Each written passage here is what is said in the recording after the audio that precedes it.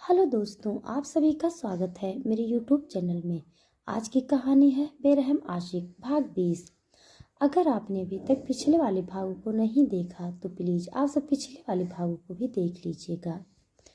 अभी तक आपने देखा, तुम बस मुझसे दूर जाने का बहाना ढूंढती रहती हो ना। घाव अभी यहाँ पर भी है और ये सच में काफ़ी गहरा है। वैद्या के ये कहते ही सना हकलाते हुए बोलती है, वो मैं वो आपके लिए ही जा रही थी। सना के इतना कहते ही वैद्या उसके होठों पर अपनी फिगर रफ करते हुए कहता है, श कुछ ज़्यादा ही नहीं बोलती हो? तुम्हें क्या लगता है अब मैं कुछ ऐसा करने जा रहा हूँ जिसमें सिर्फ हमारी सांसें बोलेंगी एक दूसरे से? और अब आगे वैद्या बड़ी ही फुर्ती के साथ सना के बालों को पीछे की तरफ खींचता है और उसके बेहद नज़दीक पड़ जाता है। सना समझ चुकी थी कि वैद्या उसके साथ क्या करने जा रहा है। सना ने अपनी आंखें कसकर बंद कर ली थी। वैद्या की गर्म सांसें सना के चेहरे पर सिसकियां भर रही थी और इससे पहले कि वो उसके साथ कुछ कर पाता कि तभी सना उसके छाती से जख्म को अपने हाथ से जोर से दबा देती है और वैद्या इस चीज से जोर से चिल्लाते हुए सना को पीछे की तरफ धक्का देते हुए कहता है, स्टूपिड, पागल हो गई हो तुम? वैद्या के ये कहते ही सना घबराते हुए कहती है, वो और ऐसा कहते ही वो वहां से उठने लगती है। वैद्या ये देखकर जल्दी से अपनी जगह से उठता है और सना को घूरते हुए कहता है, वो मैं वो मैं क्या? सना ये सुनकर एक ठंडी सांस भरते हुए कहती है, देखिए, आप मुझे गलत समझ रहे हैं। मैं यहाँ पर ये सब करने के लिए नहीं आई हूँ। मैं माफ़ी मांगने आई हूँ। मुझे माफ़ कर दीजिए। और मेरा गुनाह भी क्या है मुझे ये भी नहीं पता। सना के ये कहते ही वैद्या उसे टेढ़ी मुस्कान से देखते हुए कहता है, ओहो, तो तुम ये कहना चाहती हो कि तुम यहाँ पर मेरे बुलाने पर नहीं, मतलब कि अपने पति के कहने पर आई हो? वैद्या के इतना कहते ही सना हाँ में हामी भरते हुए कहती है, हाँ, मैं अपने पति के हाथ की कठपुतली बन चुकी हूँ। वो मुझे जैसे कहेगा मुझे करना होगा और मुझे माफ़ कर दीजिए, मुझे जो भी गलती हुई है। सना अपनी बात कंप्लीट करते हुए आगे कहती है, क्या आप मुझे बता सकते हैं कि मैं अपनी इस गलती का पश्चाताप कैसे कर सकती हूँ जिससे कि आप मेरे पति को माफ़ कर दें? सना के इतना कहते ही सिर झुकाकर वैद्य के सामने खड़ी हो जाती है, जिस पर वैद्या उसकी तरफ बढ़ता है और एक ही झटके में उसे अपने बेहद नज़दीक खींचकर बोलता है, वो करके जो हमने अभी तक किया ही नहीं।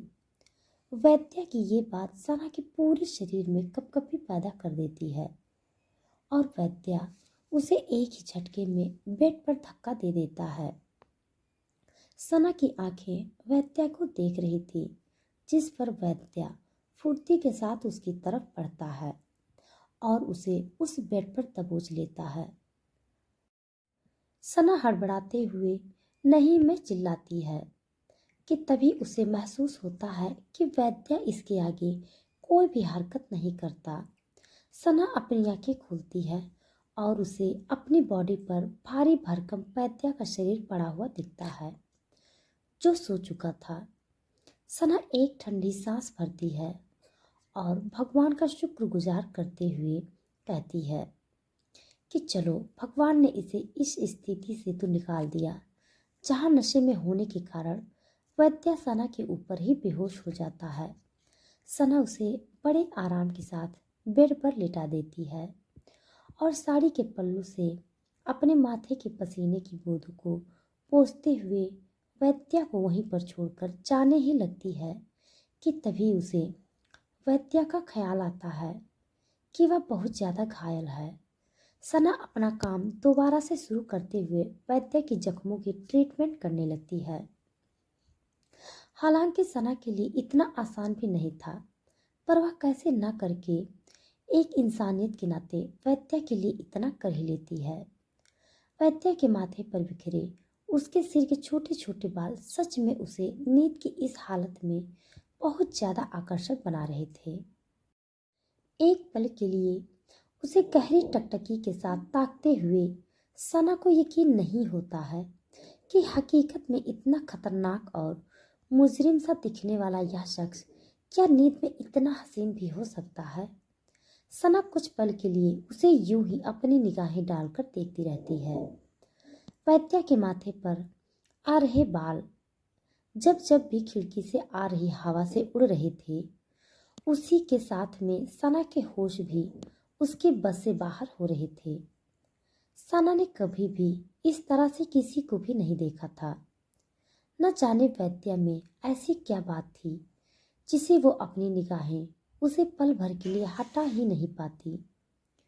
काफी वक्त गुजर जाता है और इसी के साथ वहीं पर बैठे बैठे कब उसकी आंख लग जाती है, सना को कोई होश नहीं रहता। सुबह हो चुकी थी और जब उसकी आंख खुलती है तो वो सबसे पहले बेड की तरफ अपनी निगाह कर वैद्या को देखती है, जिसके हाथ में उसका हाथ कसकर पकड़ा हुआ था, जिसे छुड़ाने की वो लाख कोशिश में लग जाती है। पर न जाने वैद्या ने नींद में किस तरह उसे जकड़ा था कि साथ ही इतनी खींचातानी में भी उसे खुद को छुड़ा नहीं पा रही थी, जिस पर वो एक लंबी सांस भरते हुए कहती है, कैसे पकड़ा है इसने मेरा हाथ, छोड़ो प्लीज।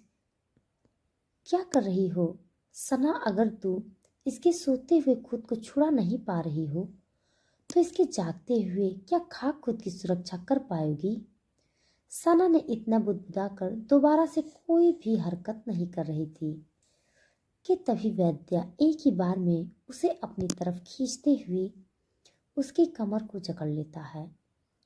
सना बौखलाते हुए वैद्या को घूरकर देखती है, जिसके रिस्पॉन्स में वो अपनी आंखें खोलते हुए कहता है, गुड मॉर्निंग बेब। वैद्या के ये कहते ही सना अपनी कमर वैद्या से छुड़ाते हुए कहती है, मिस्टर वैद्युत, आप ये क्या कर रहे हैं? प्लीज छोड़िए मुझे। सना के इस जवाब पर वैद्या उसके कंधों पर बिखरे बालों को हाथों से छूकर एक तरफ करते हुए बोलता है, वही जो मेरे साथ रात नहीं कर पाई थी तुम। वैद्या के इस जवाब पर सना एक पल के लिए रुक जाती है और वैद्या को घूरते हुए पूछती है, एक्सक्यूज मी। सना के इतना कहते ही वैद्या नशीली सी आवाज में रिस्पॉन्स देता है, अब तो तुम ये कहते हुए अपनी बात से पलटोगी कि रात मेरे नशे में होने का फायदा न उठाकर तुम मुझे अपनी गंदी नजरों से देख ही रही थी, यहाँ तक कि मेरे गीले होठों से लेकर मेरी पूरी बॉडी पर अपनी नजरें नहीं डाल रही थी तुम। जैसे अगर तुम्हारा बस चले तो तुम अभी मेरा बलात्कार कर लो। सना वैद्या के कहे एक एक शब्द से इस तरह शर्मिंदा हो रही थी जैसे अगर धरती फट जाए तो वो अभी उसमें समा जाए। वैद्या बड़े ही आराम से ऐसे शब्द को बोल रहा था जो सना को शर्मसार कर रहे थे। वैद्या अपनी बात कंटिन्यू रखते हुए आगे कहता है, और वैसे भी तुम अभी तक तो हमारी वो पहली रात तो नहीं भूली होगी ना, जिसमें तुमने खुद मुझ पर आगे से अटैक किया था मेरे साथ।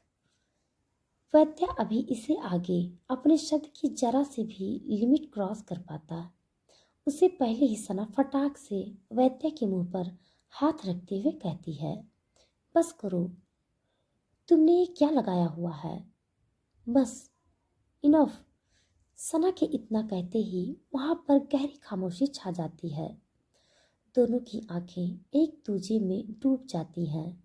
जहाँ वैद्या तो पहले से ही सिर्फ उसमें खोया हुआ था, तो वहीं वो सना को भी अपनी इस परवानगी का हिस्सा बना लेता है, जिस चीज का फायदा उठाकर सना फुर्ती के साथ वैद्या से छूटते हुए कहती है, ये सब तुम्हारी मनगढ़ंत कहानी है, तुम्हें तो होश भी नहीं थी रात के। आखिरकार तुम सो कहाँ रहे हो या किस हालत में हो, मुझसे जितनी तुम्हारी मदद हो सकी मैंने जरूरत से ज़्यादा कर दी है। इससे आगे तुम देख लेना कि तुम्हें क्या करना है। और ये कहते ही सना अपना पर्स उठाती है और इससे पहले कि वो कमरे से बाहर कदम रख पाती, वैद्य मुस्कुराते हुए कहता है, तुम शायद जानती नहीं हो कि वैद्य शेखावत क्या चीज है मिस। सना, मैं नींद में भी जागते हुए आगे वाले शख्स की नीयत परख लेता हूँ। और मैंने जब से इस उम्र में इस रुतबे को हासिल किया है, तब से मैंने कभी भी चैन की नींद लेकर नहीं देखी। और तुम मेरे बेसुध होने की बात कर रही हो।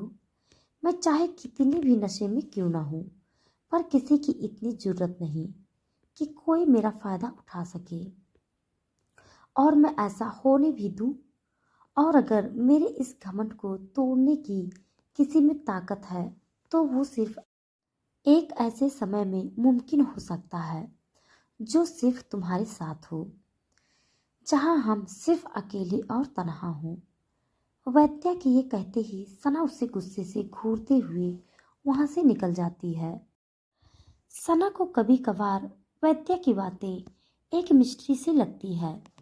जहां वो कब क्या कहता था, इसका अर्थ सना को निकालना काफी कठिन लगता था। सना इस वक्त टैक्सी में बैठकर उसे काफी दूर आ चुकी थी, जिसके साथ उसके दिलो दिमाग में सिर्फ कबीर की बदसलूकी सफर कर रही थी, जो कबीर ने रात उसके साथ की थी। उसे घर से बेदखल कर दिया था, सिर्फ किसके लिए? अपने खुद के मतलब के लिए।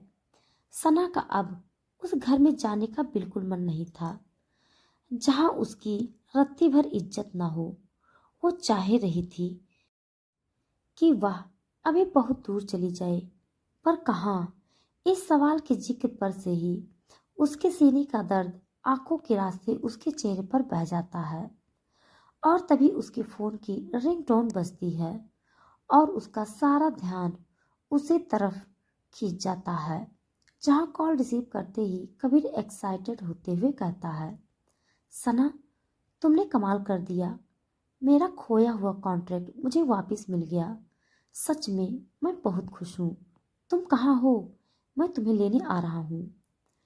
कबीर के ये कहते ही सना बेमन से कहती है, वैसे जरूरत नहीं है, मैं आ सकती हूँ।